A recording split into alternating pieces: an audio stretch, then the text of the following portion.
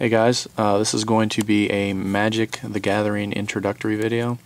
I've had a few people ask me how to play Magic, so I figured I would do up a quick video to show you the real basics. Basically, Magic is divided into 5 colors. There's going to be blue, red, black, green, and white. And what you're going to do is most people when they typically start out are going to do a single colored deck. Choosing one of those colors. Red's a lot of instant spells. Blue's a lot of controlling other people. Black is destruction, white is restoration, and green's quite a few creatures. So here I have just a blue monocolored deck and a red monocolored deck. I'll show you the cards and a brief thing of, or a quick show of combat. So every card is set up the same way. It's going to have the card name, the cost to play the card, the rarity, which is also the symbol for what series it's come from, the name of, or the category of the card, some text to explain the card, then your power and your toughness. So that's the basics of a card. So when you set up your decks to play Magic, usually you'll buy an intro deck. It can be monocolored, or most of the time the intro decks are usually bicolored. They're usually a 2-color deck. And you're going to get 60 cards and usually a booster or 2. Now you need 60 cards to play the game. I usually follow the rule of 20-20-20 when I build a deck. I use land, 20 land, usually 20 creatures, and then 20 either any combination of instants, enhancements, artifacts, enchants, anything like that, and then 20, like I said, 20 land. So that's your 20-20-20. Creatures, land, and various other spells. So whenever you're playing, what you're going to do is you're going to shuffle your deck, and then you're going to place it, say, here. This is going to be your library. Now, to start the game, you're going to draw 7 cards. Your opponent will also draw 7 cards.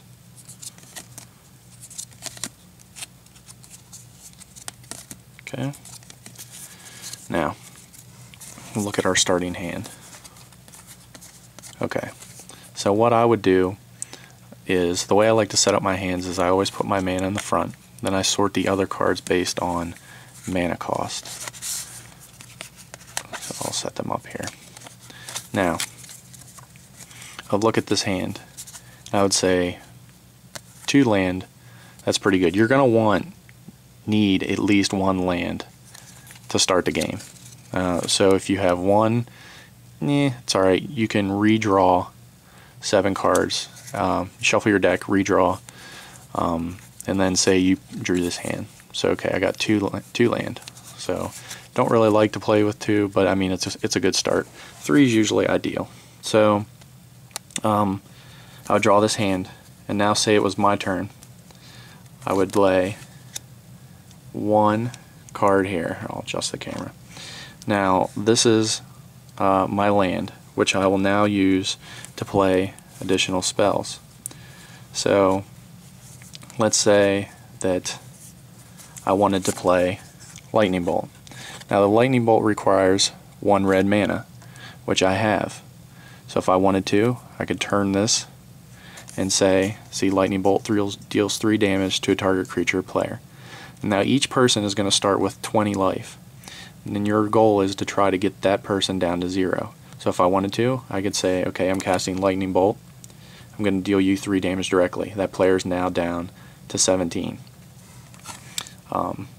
If I wanted to, it says or creature.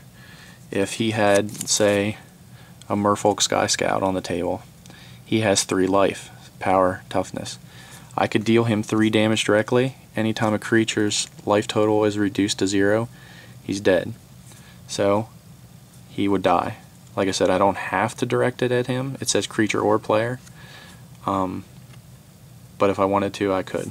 So, but let's say on that turn I didn't have anything I could cast.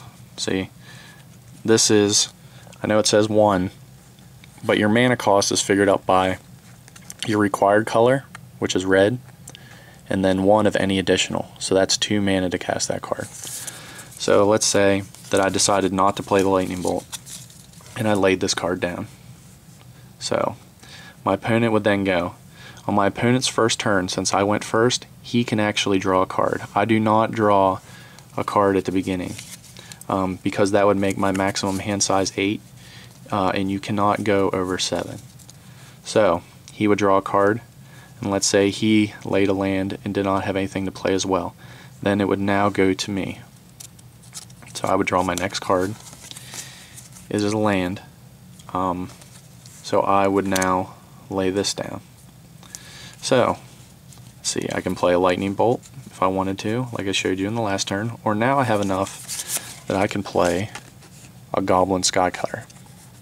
So, what I would do is, since his mana cost is 2, I'd pay the 1 required red mana, and then the 1 required of the other color. Which, since this is a monocolored deck, it's going to be red. So now, I'd place him on the table. So, now this turn, since I just played this card, he has what we call Summoning Sickness. Now that means he can't do anything for the rest of this turn.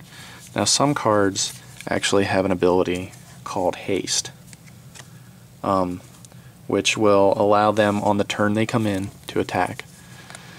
So it would now go, since I do not have any accessible mana, both of these are tapped out. I can't play anything else.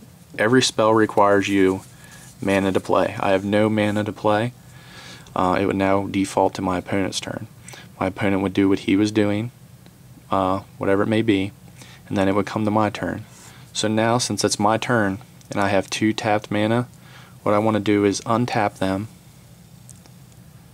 to ready them for this turn, and now I would draw my next card. Okay, so I have a 3rd mana here I can lay. So I would lay it down, and then I would look through my cards, and I say, okay, I have enough now that I can play a Goblin Rune Blaster if I would like. Or I could play the Quietus Spike, which has a mana cost of 3. See, no required color. Now let's see, this one has the required 1, and then any of 2 of the any other colors. This one has no color at all. It's an artifact card. So what we would do is, if I wanted to, I could tap all 3 of these mana, and then I would say, okay, it's 3 to play it. Now, it says an equipped creature has this ability. This is explained in the rules. You'll get rules if you buy an intro pack. But then it says I have to pay 3 to equip it. So I can't equip it, but I can lay it onto the battlefield. So I would have that, and since I don't have any more mana accessible to play, I would say my only thing that I could do next is, since this guy no longer has Summoning Sickness, I could tap him, and then tapping would let me attack. So this creature does 2 damage. So if my opponent did not have any creatures on the table, he would deal 2 damage directly to my opponent. Now, let's say my opponent did have a creature on the table. Let's say he had the Merfolk Sky Scout. Now, he deals 2 damage, but he can take 3. So, therefore, my Goblin Skycutter is not going to be able to kill him. He deals 2 damage, this guy can take 3. Now, he deals 2, my guy can only take 1. So, he can actually block this guy and kill him. And he would go into the graveyard if that were to happen. If that combat situation were to come down, that's what would go on. Now, there's various abilities, which are all explained, but this one would be flying. Now, flying creatures have the ability to block ground creatures, or they can fly over top of them. And ground creatures do not have the ability to block flying creatures. So if this guy were to attack, I couldn't do anything. Let's say I had this guy and he attacked. He would just sail right over me because he has flying. However, if I were to attack, since he has flying, he can actually come down, kill this guy. So flying allows you to go over somebody or come down to their level and block them. However, ground creatures, like I said, cannot block flying creatures. There is an ability usually found in a green deck called Reach, and it'll say Reach on the card, and it'll say this creature has the ability to block flying creatures. But for basic combat, like I was showing you, obviously 2 damage dealt does not kill 3, but 2 damage dealt does kill 1. So this character would die, go into your graveyard. But let's just say that there wasn't anything over there, and I decided to attack with him, like I said, to deal 2 damage.